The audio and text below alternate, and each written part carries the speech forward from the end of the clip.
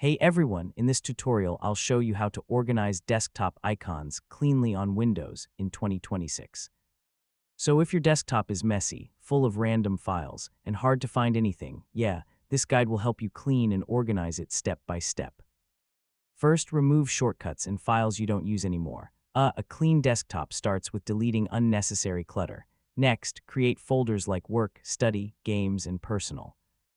So grouping icons makes everything easier to find. Now right-click on your desktop and choose Sort by Name. I mean, this automatically arranges icons in order.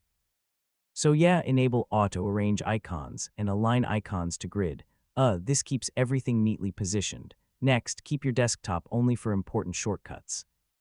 Move files like documents and videos into proper folders instead. Finally, build a habit of cleaning your desktop regularly. So spend a few minutes each week removing or organizing new files. And that's how to organize desktop icons cleanly on Windows in 2026. Once you use folders, sorting, and simple cleanup habits, your desktop will always stay neat and easy to use. If this guide helped you, feel free to check out more Windows productivity tutorials. Hey